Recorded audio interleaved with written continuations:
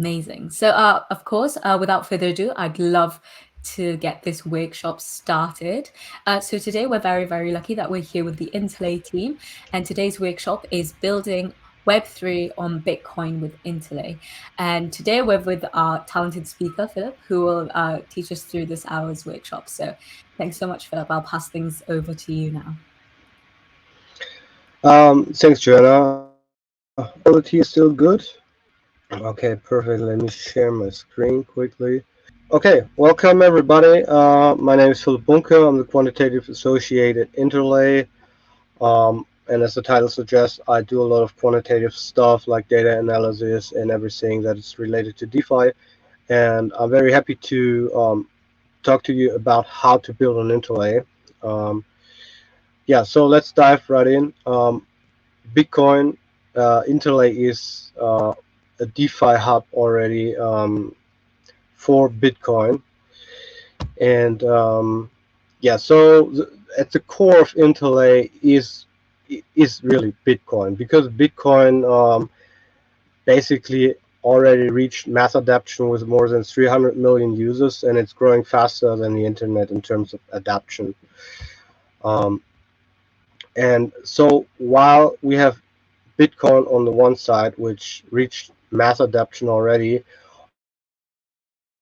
all DeFi, DAOs, NFTs, and so on, it happens on other chains like Polkadot, Ethereum, Cosmos. And really the goal or the question is, how can we bridge or combine these things, the global adoption of Bitcoin with the innovation that happens on these other chains? And the question is, the answer is simple. You can just bridge or wrap Bitcoin and bring it on some other chains, but it's only simple at the first glance. But that's where Interlay comes into play, because Interlay, we started out as a decentralized and trustless Bitcoin bridge, but we already evolved into a one-stop shop for Bitcoin DeFi. We are already live with our DeFi hub on Kintsugi, which is our Canary test network. So for everyone who's not familiar with what that is, it's basically a test net, but with real money. And so on the bottom, obviously, like the lowest level of this is the trustless Bitcoin bridge, which means that people can send some Bitcoin to a vault where it gets blocked, and then this vault mints IBTC, which is a wrapped version of Bitcoin on Interlay, and then people can use it in DeFi. And if they wish to get their Bitcoin back, they can trustlessly redeem it and get their Bitcoin back. And on top of that, we built all the basic tools that you need for DeFi decentralized exchanges using Uniswap v2 and Curve style AMMs. We have a lending protocol. We have the light client bridge, and we're also about to add ink support for to support smart contracts basically, and allow everyone to build on top of that. And obviously we also have some other stuff that improves user experience, which is like fiat on and off ramp, for example, and one-click strategies for more complex investment strategies. So yeah, let's dive into why into building on Interlay. And the first question is how you can build on Interlay, and that is very simple. You can use Ink to build smart contracts on Interlay. It's currently still in development by our team, and the estimated time of launching this will be shortly after launching our DeFi hub, which is probably around end of May. But don't worry, you can already start working programming Ink contracts and deploy them on A-Star, where you can use most of the functionality already, and you can just mock the missing function and then once it's live on Interlay testnet, you can seamlessly migrate. If you're not familiar with Ink, it's an extension of the Rust language, and it's really great for smart contracts because it does have some properties that, for example, it's type safe, it's memory safe, and free of undefined behaviors. So um, I don't want to bash on Solidity or Viper, but Rust is much more mature and secure in that way. And on top of that, since it's an extension of the Rust language, you benefit from all the existing tools and ecosystems like the community. And if you want to know more, you know the drill. Read the docs. I have put in some links here for the Ink docs and the Ink docs for working on A star. Now, what interests you most probably is why you should build on Interlay and not somewhere else. And there are a couple of good reasons. One would be because on Interlay you have the opportunity to really build on top of Bitcoin. You can build anything with Bitcoin that you cannot do on Bitcoin. And like I already mentioned, since Bitcoin is really the number one cryptocurrency, you're building for a potential user base of millions and hopefully soon trillions of users. And the second point is that you don't have to worry about all the underlying infrastructure because that's already there. Like I said, we do have the DEX, we do have the lending protocol, the trustless bridge, and we will also make sure that there's enough liquidity so that your protocols can work with what's already there. You can build using Ink. I already told you about the benefits. What I didn't mention so far is that although like on the EVM and Web3 world, Solidity is the most used language, but apart from the Web3, Rust has a much wider adoption, so it's much simpler to collaborate also with other people and work other developers. And of course, you also get the opportunity for funding and supports. We do have grant programs. We obviously participate in hackathons. And of course, you can also count on our support from the dev team and even marketing support if you deploy on Interlay, because obviously we also have a genuine interest in launching or you launching successful products on our chain. And now the last question is probably what you could build on Interlay. And while the opportunities are basically endless, we are focused on Bitcoin and DeFi, or DeFi for Bitcoin. So we would love to see some DeFi products or protocols.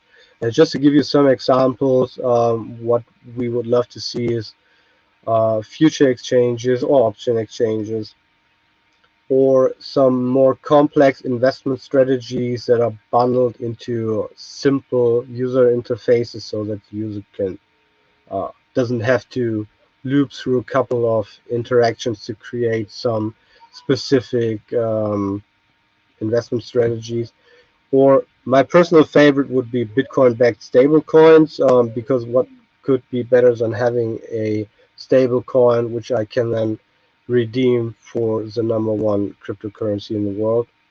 And the same thing holds true for other synthetics like stocks or currencies, or if we go into like P2P lending, for example, which hasn't really made it into DeFi so far, is something like a bond market where people can loan something, some tokens like a stable coin, for example, for a fixed duration and with a fixed APY.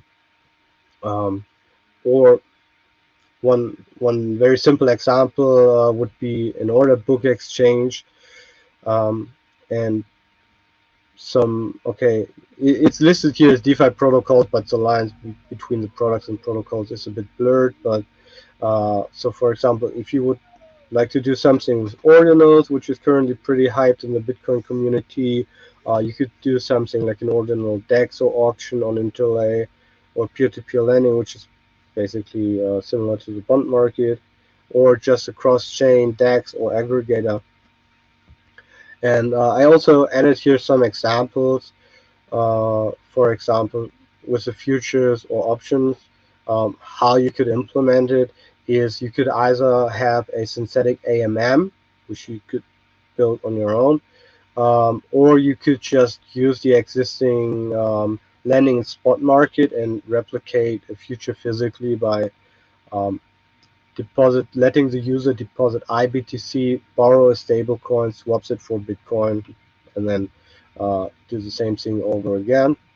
And some examples that I just linked here are DYDX and GMX, which are very successful examples on Ethereum, and also some other L2s. And another example would be the complex investment strategies, which I already mentioned in the beginning. And if you want to know in more detail what I mean by that, you can look at the examples here with Gearbox and Abracadabra's Degenbox, or again the Bitcoin backed stable coins or synthetics, where you could either you use the existing bridge, or what I would probably think is more efficient, but that's just my 2 cents, is if you use the already bridged IBTC, because then you because I mean if you bridge it from Bitcoin, then you have this 10-minute block space block time, while if you do it on Interlay with IBTC, um, I think the block time is like 10 seconds or 6 seconds, so it's much faster and more efficient, and also cheaper. And just some examples here would be MakerDAO's DAI or synthetics.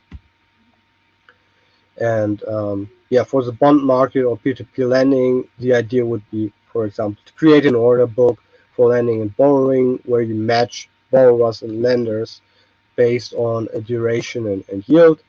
An example here would be Bitfinex, or the ordinal DEX that I already mentioned, uh, with OrdSwap as an example, or just a DEX aggregator. And I think where a DEX aggregator would be really interesting is so first of all, you can use all the liquidity on all the parachains, right? That's the beauty of the XCM on Polkadot. But also, it would be interesting if you would combine the liquidity of an AMM and an order book, so that you, yeah, basically get the best prices of both. Okay, now that we talked a little bit about building on Interlay, I do want to dive a little bit deeper on the technology behind the trustless Bitcoin bridge. Um, Um, hey Philip, sorry. Before we go there, yes, can I just ask a quick question? There's just 2 questions in the of chat course. before we move on. Yeah, sure. Um, Frank's asking, why is the Kintsugi price not the same as the BTC price? Do you have a quick answer? If you want, you can be really specific. Sorry, the KBTC price, why that is not the same as the Bitcoin price? No, Kintsugi price? Um, I mean, Kintsugi is our parachain token, so that is not really related to Bitcoin. I would assume what the question means is why KBTC, which is our bridge Bitcoin version on Kintsugi, why the price is not the same as uh, Bitcoin. And the answer is relatively simple, because it's a free market. So people can trade KBTC for whatever price they wish. Um, but obviously, if there's a price difference, then people can arbitrage, right? So let's say um, Bitcoin trades at 30,000 US dollar, and KBTC trades at 28K. You can buy KBTC for 28K and then redeem it for actual Bitcoin, and then sell it on a centralized exchange or somewhere else for 30K and make a profit. So, but to get to the point, The answer is probably because Kintsugi is, like I said, it's a carnary network, um, which is with real money, but it's small. It's for testing, and so it's not as efficient as it would be if we had deployed directly on Interlay or on larger chains like Ethereum. So it's really just market inefficiency. Amazing, thanks. And just one last question before we move on to the next topic. Do you have some more cool XCM examples for Interlay? Mm, some cool XCM examples. So I'm not a developer myself, so I can't really go too deep into this. But as far as I know, um, with the XCM v3 version, things that are possible would be, for example, locking tokens on other chains, or even calling some of the extrinsics on other chains. So I think what you could do is, um, I mean, you could use IC, for example, that is on Interlay, and do some XCM transactions where you, for example, deploy it on another chain's lending market because maybe there's a better rate for supplying IBTC or something like this. So something like you could build something like a DEX aggregator or lending aggregator, right? So let's say you want to offer the user a solution where he always gets the best rate for supplying his IBTC somewhere in the Polkadot ecosystem. Then that's probably something you could do with an XCM message. But to be 100% certain, I would suggest the person that asked the question just to join our Discord and ask in the dev channel, because these guys know it in more detail than I do. Amazing, thanks so much. Okay, um, so then let's dive a little bit more into how the Bitcoin bridge actually works. So bridging Bitcoin is pretty hard. Because the issue is that Bitcoin doesn't know about other chains, right? So with EVM, since it's Turing complete, you can at least um, tell it about the state of Bitcoin, but it doesn't really work the other way around. And the goal is to somehow lock and unlock Bitcoin based on events on another chain. So in this case, for example, on Interlay. But someone needs to handle this locking and unlocking of Bitcoin manually. And the question then is, how do you build such a trustless bridge? And to be trustless and decentralized, the first thing that comes to your mind would be to allow anyone to operate, um, or be the custodian for this Bitcoin. But then, obviously, it's not such a great idea because you would be sending Bitcoin to some random people that you do not know and that you do not trust. So how can you know make a brick out of that? But there's actually a solution, and that's an economic solution based on game theory, um, because you can incentive, or you can create incentives or punishments so that if the operator misbehaves, um, he gets slashed. So the way it works is the vault operator, he has to deposit some collateral, which is worth more than the Bitcoin that he can accept. And if he doesn't repay the Bitcoin to the user, then his collateral gets slashed, and yeah, basically he doesn't want to have that because that's net negative result economically for him. But then on the other hand, if he behaves and operates correctly, then he earns rewards like the bridging rewards, for example, or the bridging fees that are paid by the user. And what I just talked about, in our world, we call them vaults, which guards the Bitcoin.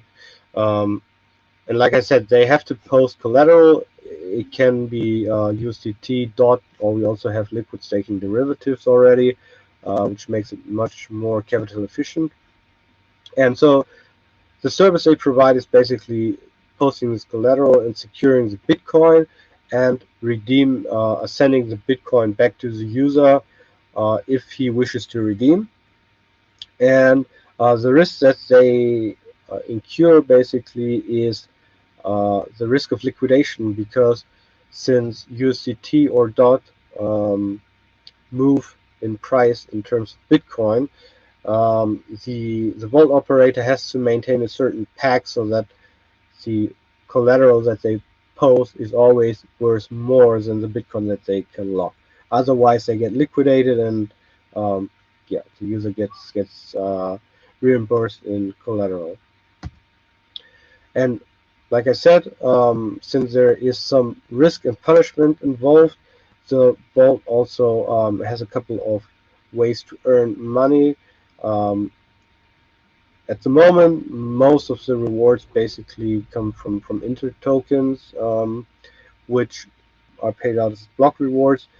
But then in the end, of course, um, it can only become sustainable if the vaults can get paid by the bridging fee, so there has to be more volume on the bridge, and of course also some earnings can be redistributed from other protocols like AMM and lending, but that's, for me, that's not really the main part. The other main part would be the collateral, because like I already said, we do already support liquid staking derivatives, so people who hold something like V dot or L dot, or potentially in the future also something like Lido staked ETH, they can put it in the vault and basically earn twice. They earn with they earn the staking yield and they earn the bridging fees. Now you might ask why IBTC is so secure. First, it's radically open. And it's decentralized, so everyone, literally everyone, can become a vault. We have a decentralized governance as well, so even the investors in the team together do not hold more than 50% of the voting power at any point in time. That's how the inter-emission is being structured. And then on the vault side, it's insured. As I already said, we have this multi-collateral insurance, and if the vault runs away with your Bitcoin or doesn't repay you for operational reasons, then the user gets reimbursed in some collateral tokens. And also, we the code has been audited so many times. We have ongoing bug bounties, and the design of the bridge itself is based on top-tier research from our two co-founders from Imperial College, who did that as part of their PhD program, and it's been peer-reviewed by so many people in papers. Yeah, so just to sum it up, the solution of our trustless Bitcoin chain is the process how it works. The user sends Bitcoin to a vault. The vault mints IBTC at a 1-to-1 ratio. The user uses the Bitcoin in DeFi however he likes and for how long, it doesn't matter. And then at some point, if he wishes to redeem it for Bitcoin for whatever reason, may it just be arbitrage to make some profit, then he's free to do with any of the vaults. And there are already quite a couple on Interlay and Kintsugi. Yeah, just to give you towards the end some outlook. So at the moment, the bridge is already live on Interlay and Kintsugi, and on Kintsugi we also launched the DeFi hub at the beginning of this year, and towards the end of the second quarter this year, we will also launch the DeFi hub on Interlay and add Inc support. And towards the end of the year, we hopefully we'll also be able to bridge IBTC to Ethereum and Cosmos. And then furthermore to the future is the self-custody and savings account, but I don't want to dive into that. Just a little alpha leak here. So yeah, thanks a lot for attending and listening. Um, I would really love to see you guys on our Discord to ask questions to me and the developers of our team, if you have any, if you consider building on Interlay. So here are also some links, but don't worry, you don't have to write them down. I will share the presentation afterwards with Johanna, who can distribute to everyone.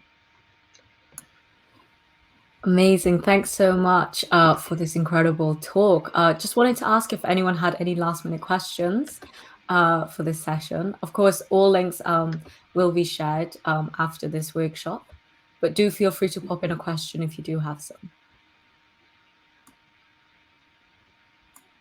And as mentioned, yes, please do connect. We do love to hear more about it, about your project. Trust me, keep us updated. We love to hear about all these things.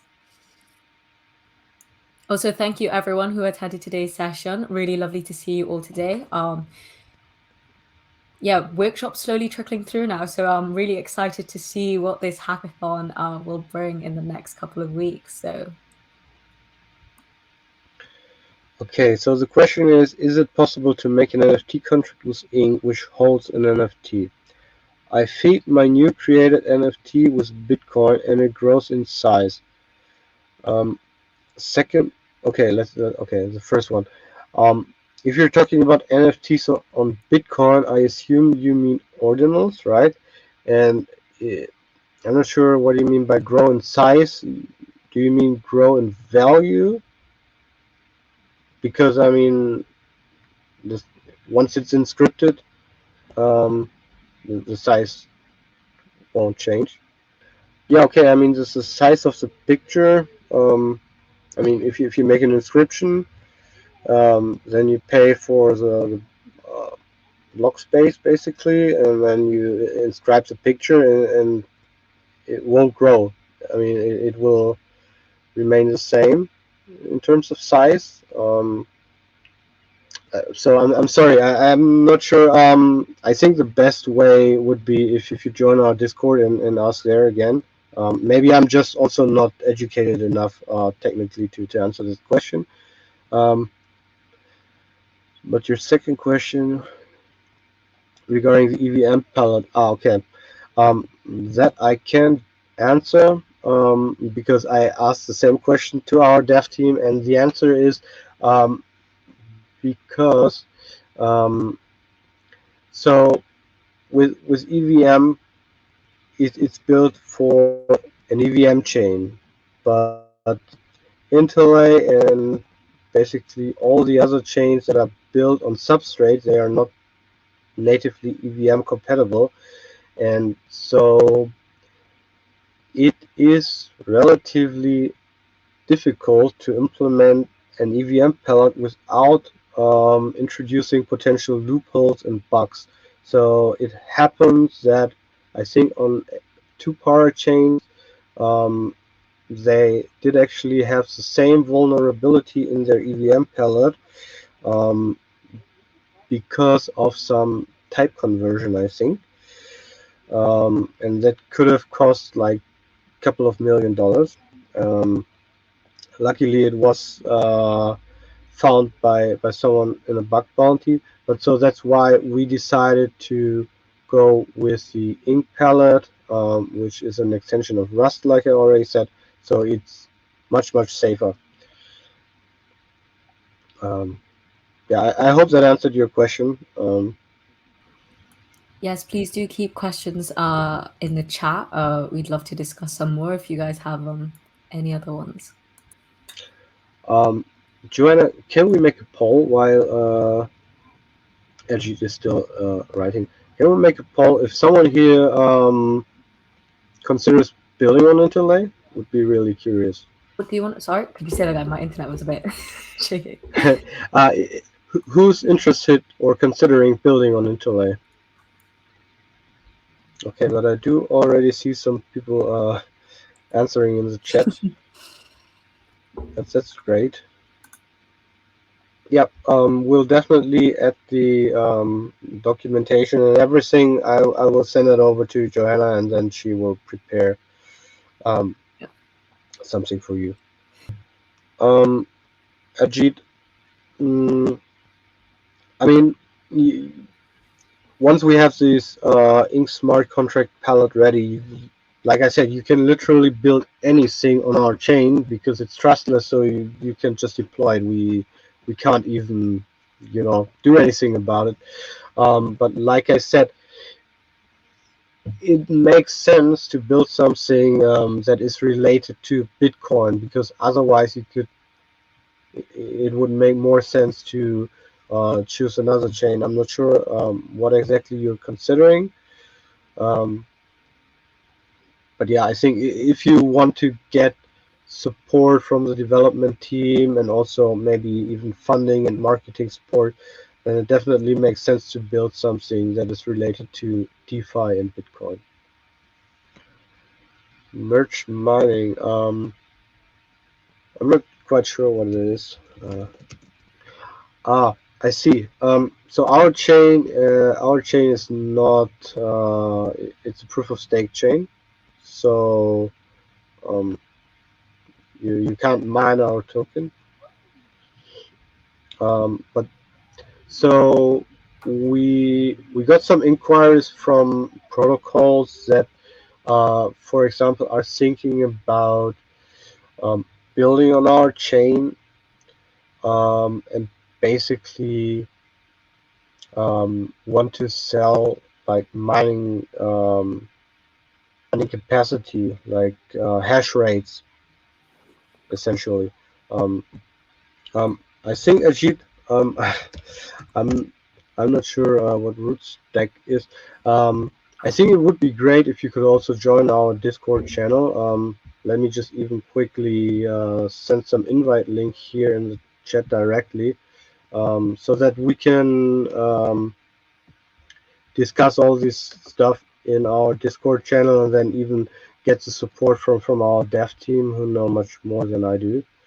Amazing. Well, if there aren't any more questions, I guess I'll quickly just wrap things up here. Like Philip said, we are currently gathering a lot of kind of developer resources from all our partners right now.